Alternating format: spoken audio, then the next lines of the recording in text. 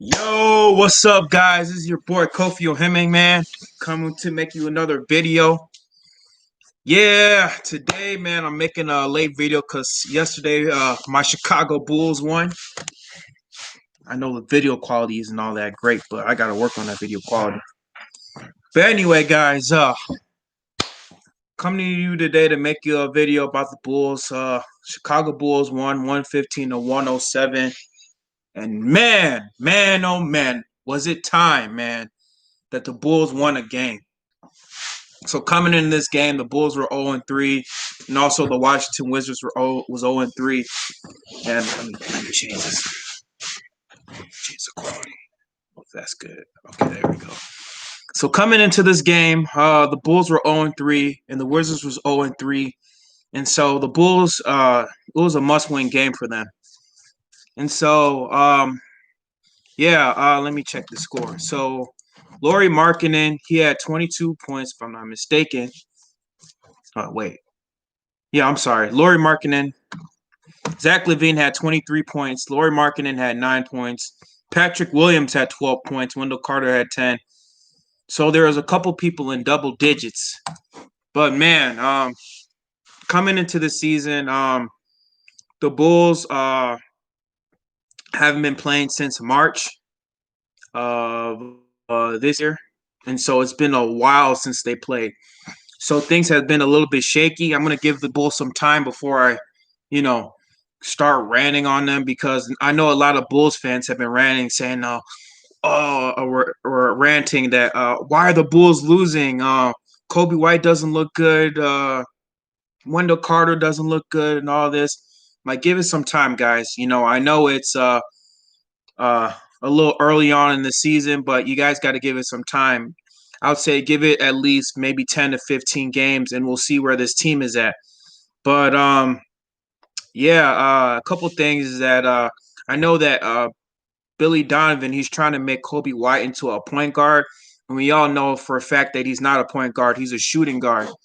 So I think the Bulls, they need to incorporate Tomas Satoransky into the lineup because he's more of a traditional point guard who can distribute the ball. And so maybe if you could insert Kobe White into the 6-man role because he's better coming off the bench, in my opinion, because he's just lights out coming off the bench. And, you also include him with Zach LaVine, Tomas Satoransky with Zach LaVine. Or what you can also do is that your starting five could be Tomas Satoransky. It could be Kobe White. Zach LaVine could be your small forward. Or you could switch between him or Otto Porter Jr. And your four could be Laurie Markkinen. And then Wendell Carter Jr. could be center. But, and also about Wendell Carter Jr., he just really needs to get strong, man. It's just like sometimes with Wendell Carter Jr., he's always standing out, outside the 3-point line. He's always shooting threes, and Billy Donovan is trying to make him shoot threes. You got to keep him in the low post. He needs to shoot at least mid ranges to close range shot because that's not his game. He's a center. Centers, I know in this day and time, a lot of centers are starting to shoot threes. You have Kristaps Porzingis, you have Karl Anthony Towns, Joel Embiid. Those guys, they're shooting threes. But with Wendell Carter Jr., man, like he's not that new type of center that can just shoot threes. He's more of like a traditional center that gets rebounds, that gets in the low post. He sets up his shots. You kind of have to play to his strengths. He's not a 3-point. He's not a stretch big. He's not that type of player.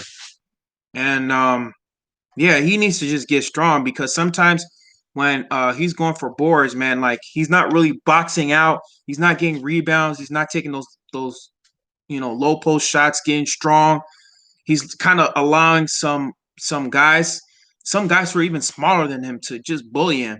And he really needs to kind of step up because this guy is big. He's 6'9". I know he's kind of undersized as a center, but he's pretty big. He's a pretty big guy, and he needs to just use his strength, man. Like he's got to get in the weight room and just start bullying people and imposing his will on people. But anyway, with Laurie Martin has been playing good. I know this past game, he hasn't been playing to it, but overall, I mean, he's been playing real. He's been playing lights out. And I don't know about you, but Zach LaVine, man, like he's not taking command of this offense. Like the way I seen it, Zach LaVine been playing is that he's not taking a good command of this offense. Laurie Markkinen, he's kind of taking command of this offense. It's like everybody move out the way, give me the ball. I'm going to take the shot. Laurie Markkinen is more of stepping up as a leader as opposed to Zach LaVine. And with Zach LaVine, his defense hasn't been that great.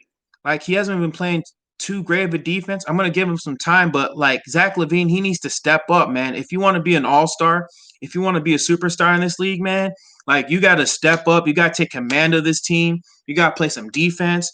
You got to just have that swagger, man. Like it just seems like Laurie Markkinen has just been having that swagger to him as compared to Zach LaVine. But yeah, this whole team they just need to work on their defense.